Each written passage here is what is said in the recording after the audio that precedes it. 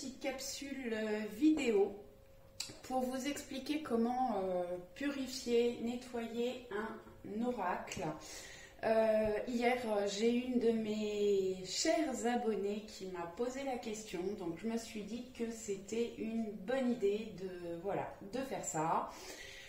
Tu te reconnaîtras. Merci beaucoup de ta question et d'être aussi présente sur ma chaîne YouTube. Ça me touche droit au cœur. Merci beaucoup à toi.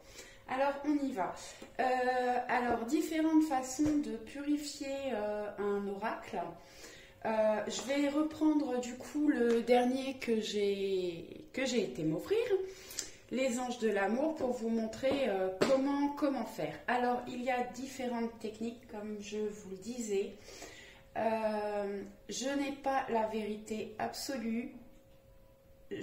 Moi, je pratique comme ça. Vous faites comme vous voulez et surtout comme vous le ressentez. Voilà, on a tous nos croyances.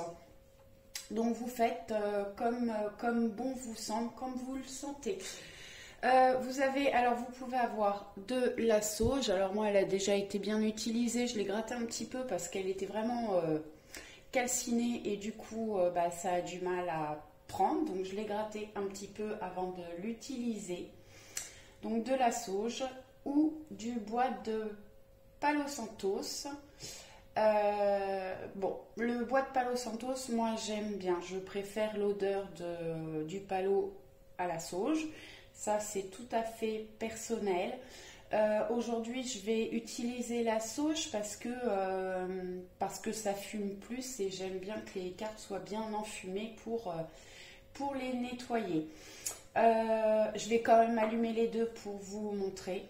Au point de vue éthique, il est mieux d'utiliser de la sauge parce que la sauge, ce sont des petites branches, des feuilles, donc ça repousse. A priori, j'ai pas été chercher plus d'informations que ça. Le Palo Santos, il paraît qu'on coupe les arbres pour vous faire des bâtonnets. J'en suis pas sûre. À vérifier.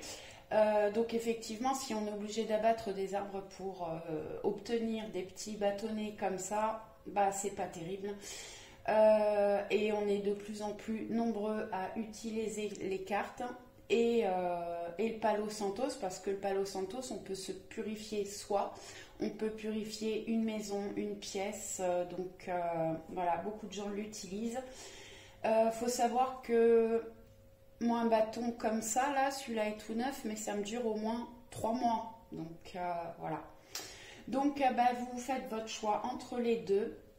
Il y a d'autres gens qui vont juste passer les cartes au-dessus des bougies pour les purifier. Le feu purifie. Moi, j'aime pas trop cette technique-là parce que faut faire attention de ne pas brûler les lames, les cartes.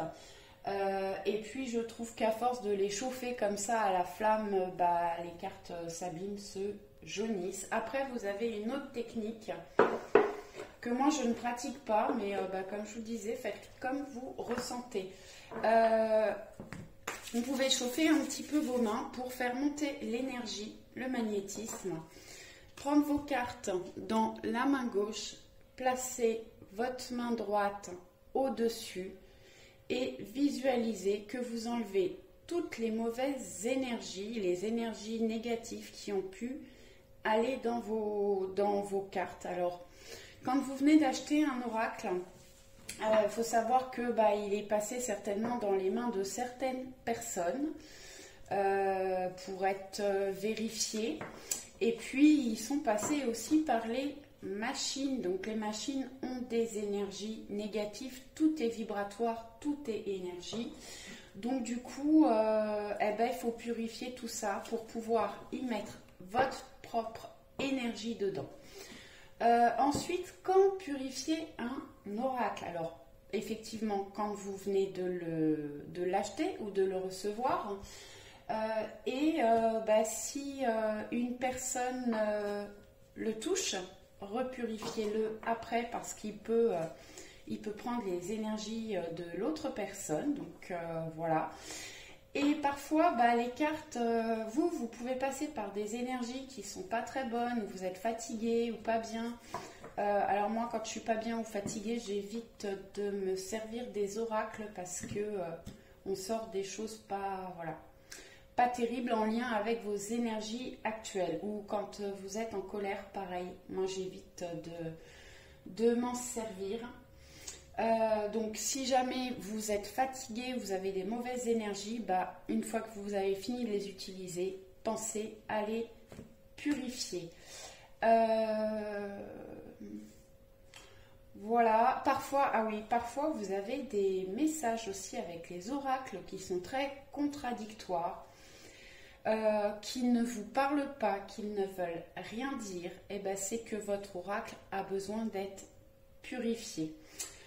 Ensuite, moi, j'aime bien, avant d'utiliser mes cartes, avant chaque tirage, sans repasser par la sauge ou par une autre technique, je tape mes jeux de cartes. Alors, on dit 2 fois, moi c'est 3 fois, je ne sais pas pourquoi, voilà, c'est comme ça, je le fais sans réfléchir, c'est tout à fait instinctif. Donc, je ferme le poing et voilà. Et ensuite, je les passe comme ça et je souffle dessus pour que toutes les mauvaises énergies ou les énergies des tirages précédents soient éliminées de l'oracle. Voilà.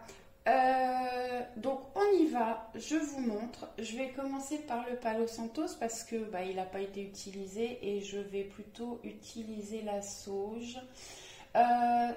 La sauge, je sens très fort. Tout le monde n'apprécie pas l'odeur.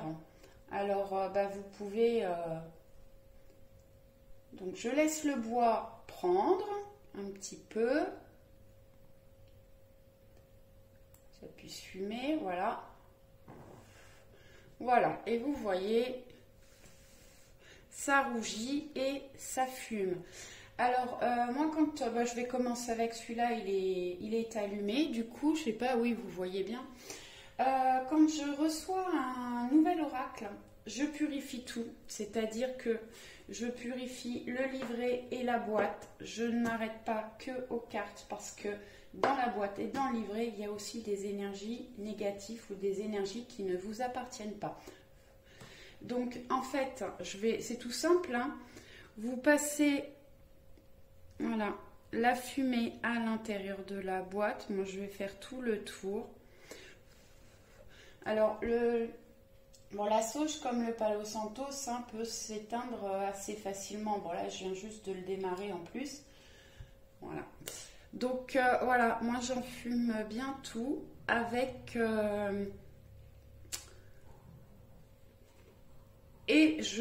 avec l'intention, voilà, de purifier et de nettoyer des énergies.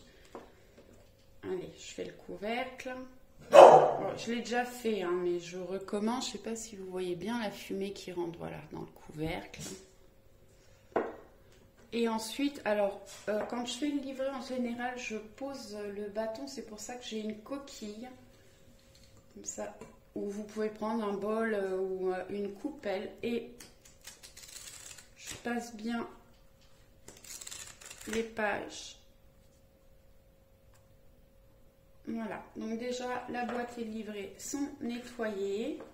Allez, je continue un peu avec le Palo Santos et puis quand ça sera éteint, il fume presque plus. Donc du coup, je vais allumer la sauge.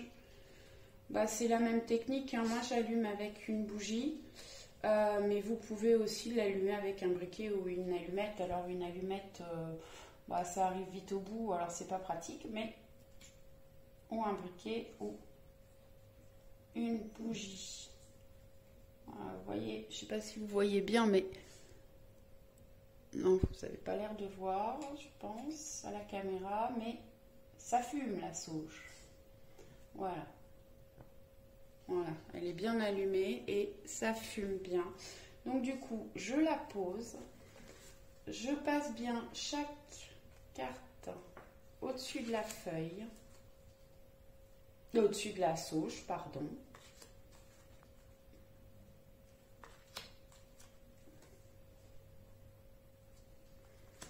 Ah oui, je vous disais, quand vous purifiez vos cartes, eh ben, en fait, ça enfume un peu toute la maison, la pièce. Donc, ben, n'hésitez pas après à ouvrir les fenêtres et les portes de votre maison.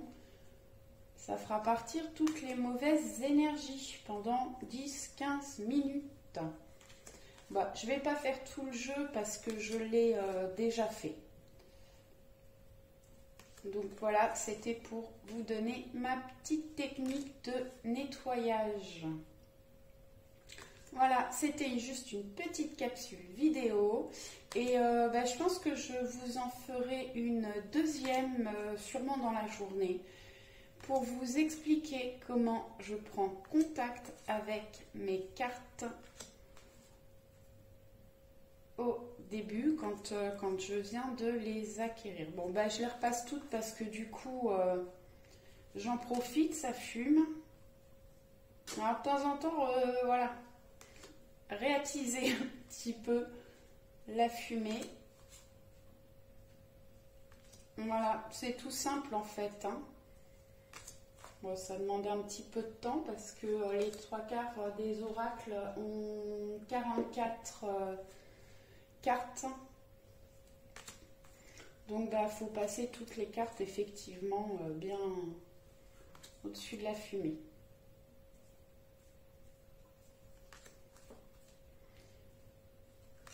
Hop. Alors après, ce que je fais aussi, parce que ça je le fais vraiment quand je viens d'acquérir un nouvel oracle. Après, bah, de temps en temps, ce que je fais, c'est que je rallume un petit peu la sauge et au lieu de les repasser individuellement au-dessus, en fait, je les mets en éventail. Voilà. Et je les purifie toutes en même temps. Voilà. Moi, c'est ma technique. Faites ce que vous ressentez. Allez, je finis. Voilà, ça va, la vidéo n'aura pas duré trop longtemps. Et j'aurai fait tout mon jeu.